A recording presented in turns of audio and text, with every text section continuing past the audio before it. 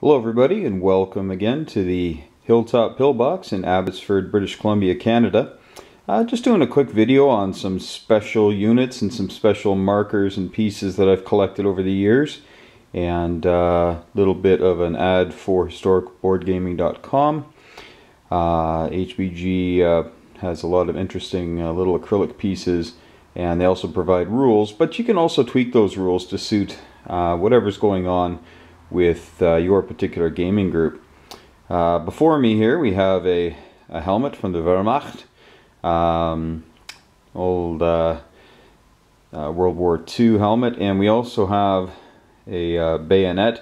I've been told it's from Lee Enfield. If anybody else knows, either way, if it is or if it isn't, there's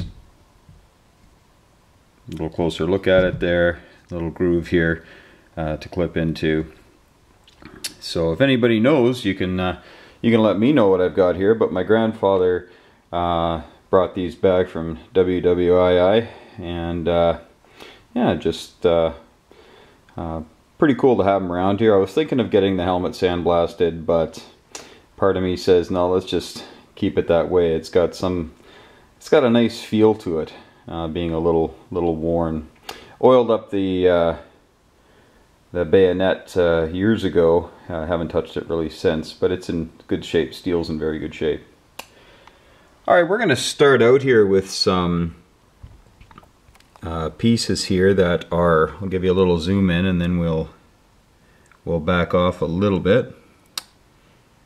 So these pieces are available online from HBG, and we'll just go over how we play them, and if anybody else has some suggestions as to ways we could tweak it even further, you can go ahead and let me know. These ones here are medic combat medic tokens, so they go into battle with your troops, and right now we've set the cost at 5, and what they do is they protect the first infantry casualty that you would take. So essentially it's going to be a free hit, whether you're an offense or defense. They help protect the infantry. So you ignore the first hit against your troops. If you have no infantry though, the combat medic is ineffectual. So we just use it with infantry. And then this one here is specific to the Germans. It says Kampfmedic. So those are, that's how we use those. Move these out of the way. We'll bring in we have a bunker and a coastal gun. Now the bunkers can go anywhere, and the way the rules state that they're used is on the very first round of combat, they get 2 D5s. This is with a D12 game, so I'm not sure. You might want to do, I guess, a D3, or like a 3 on a 6-sided dice. Gets 2 of those, plus each infantry goes up to a 5 on a D12, or maybe a 3 for the first round of combat only. If you win, then the bunker stays. If you lose, the bunker is destroyed. But it only affects the first round of combat, and the bunker can protect up to 10 infantry. And the way the rules are now is you can build 2 per territory, but they cost 12 or 15. I think it's 12 actually, so they're pretty expensive. Coastal guns, we've priced them out at 6, and what they do is they have a 2 D5s, so probably 2 D3s in global, to any amphibious assault. But for instance, if you attack Singapore from the north, if you could just come down the peninsula, the coastal gun is totally ineffectual because it only is meant to shoot against sea targets, amphibious assaults. So those will not help you. A couple of neat things there though. We say only 1 per territory for the coastal guns. Minefield and mines. These 2 neat little pieces. There's a variety of rules for these. Essentially, they're very cheap. You build them in your factories and then you transport them 1 space every non-combat move. They can be put on ships and taken places, and all the rest. You just treat them essentially like an infantry unit. They cost 5, but they work depending on how you want to use them. You can make the minefield anti-personnel, or you can make it anti-armor. And the rolling is a little different for both of those. Essentially, we just experiment to see how things work. But it's, what we price them out at is $5, and then anytime enemy units enter those territories, you roll your dice, and for global, it would be on a 1, it would be a hit, and you could eliminate a unit before combat. And we've set a maximum of 2 minefields per territory, and at $5 a pop, you know, some people do use it as a bit of a deterrent, and maybe 1 for anti-personnel, 1 for anti-armor, and the defender, I'm sorry, the attacker, the person coming into the territory, gets to choose the casualties. The mines work very similar as well. They sit in the water, obviously, and wait for enemy shipping to come in. You can choose, as the person who owns the mines, to ignore ships that come in. You do not have to attack the ships that come in.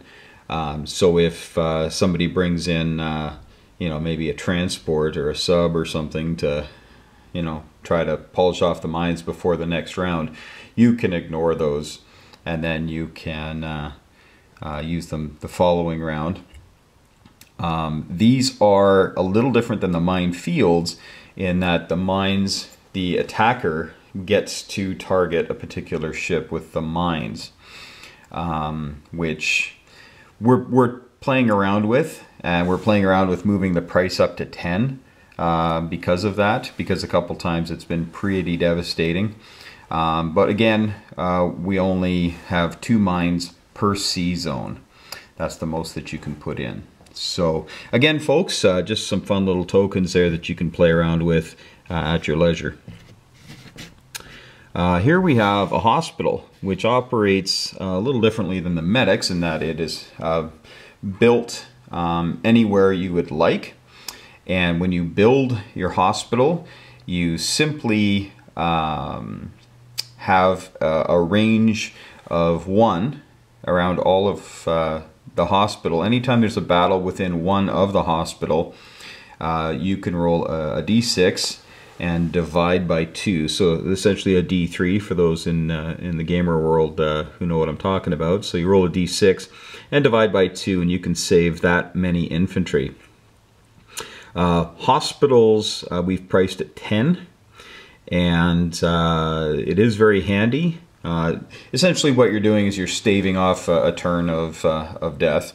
The one thing we did say is that the hospital cannot be placed in a capital because of a couple of reasons. Essentially, it allows you to, you know, if you have a lot of battles coming in and crushing, you know, Berlin or Moscow or whatnot, you just get to load up your capital with all of these infantry possibly, and that's the purpose of it, is just to add a little bit of flavor to the game, not to tilt the game too terribly much.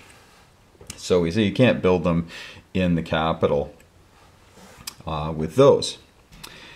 All right, and oh, there's one marker I forgot to get out, but I'll get that in a second. So here we have our damage marker, and you may have seen it on the last video I posted. If a sea unit, a capital ship, a carrier, or a battleship gets damaged, instead of just doing a tilt like that, we actually put it right up there on the damage marker. So your attention is drawn to it. Plus, if you're just putting ships in and they sometimes get knocked around a little bit, you're trying to figure out, did I actually have a damaged battleship, or did I just build it, or whatnot? This is an easy and a clear way to designate the damaged units, and it also draws your attention to them so that you know to build or to repair them next turn. The POW Camp. This is one of my favorite little markers. I'm just going to give a little zoom in here. Hopefully my camera kicks in. I got an old camera here. Oh, look at that. It doesn't want to. Alright, we'll back off a little bit. All right. But the POW Camp is a neat little thing that we've put in some of our own house rules, hoping that they work. Haven't used them an awful lot, but where we put if you put a POW Camp in a territory with a 1 value, it adds 1. It adds 1 to any territory, but if you put it in a 1, the 1 becomes a 2. If you put it in a 2, the 2 becomes a 3. But that's as high as you can put them in. You can't put them in anything higher than a 2. And so what it does is it mimics having prisoners of war who are out there putting down track and repairing roads and putting or clearing woods and whatnot, cracking rocks for you. But on the other side is that when the POW camps are liberated, then the attacker who liberates them rolls a D3, well, a D6, and then you divide it by 2, and you get that many free infantry as you have liberated the men, and they're able to come and help out your war effort pretty much instantly. We're assuming they got fed, I guess. So that's the POW camp. I like that one. Now I'm going to just look at some country-specific units and markers. Again, these are all available online at Historic Board Gaming. Here we have the KB1 and a nice one of their markers. These come in a myriad of different markers. But it just, essentially you're paying a little bit more. You'll pay, I believe we've set the price at 8 for that tank, but it attacks at a 4, defends at a 3. The one hindrance is that we play that it can't blitz, but attacking at a 4 is really nice. And also it, I think an upgrade we have toyed with is that it can ignore the first hit that it takes, but everything else needs to be dead first. So basically adds a little bit of toughness to it. And here we have a guards token with a guards infantry unit, so a little different than the typical infantry in that these guys here will attack at a 2 on the first round of combat, and this is specific to the Russians, and they can build 1 of these per turn. Okay, so they can't load up with 10 of these and then hoorah, right? So kind of a neat little thing. Another neat rule that they have in their 1939 game, which I highly recommend, is this one, the partisans. So essentially, when the Germans or the Japanese invade the Soviet Union, if they don't leave at least 1 unit behind of some kind in the territory, at the end of Germany's turn, a partisan marker goes down. And then if they have a second partisan marker go down, those will then become an infantry unit. And the Russians, the Soviets, will essentially take back that territory and be cutting off the Germans. So not entirely a horrible thing to have happen, to have a partisan marker, but the Germans do have to be a little more careful. The partisans cannot attack, but they only defend at a 1, but it's still something that the Germans or the Japanese will have to deal with. So just some neat little things for the Soviets. They're specific to them. Now some specific things for the Japanese. First, the Yamato. Yes, the big Hummer there was 72 or 75 or something thousand tons of love and affection coming your way, and so we bought some red ones. These cost 24, but we say they take 3 hits to sink, and after they have 2 hits, they now only attack at a 2 and defend at a 2. But then you have to roll 2d6 to repair it at the earliest convenience when you go to repair your boat. Unless you play where you don't have to pay to repair your capital ships, we do. We just like to keep a tiny bit of realism going there. All right, so that's the Yamato. Put her off to the side there. There's also something that is in the 1939 game that we're kind of flirting with bringing into, I'll get you into frame, flirting with, and that is veteran troops. The Japanese were undoubtedly the most trained troops in the Pacific Theater at the outset of the war, and especially in 1940 they had a few years of combat experience, especially the aircraft. And so we mimic that by using a couple of planes and a few infantry. The infantry attack at a 2, and the planes will attack at a 4.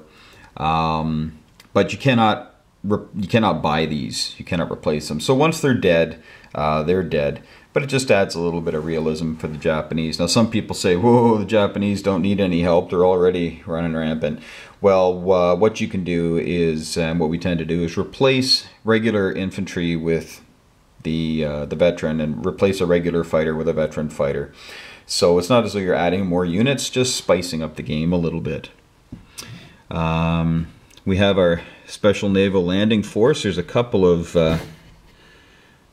tokens. And buddy there, whoop, get in frame now, don't be shy. All those bayonets seen better days. But essentially these guys here get a +1 on an amphibious assault. And these guys here cost, you have a choice. You can either make them cost 4, or you can only build 1 per turn. Either way, you kind of you balance it out there. So the just assault on an amphibious assault only, they get to have a +1 attack. And the last fun little thing, which must be addressed, is the bonsai marker. We use the bonsai marker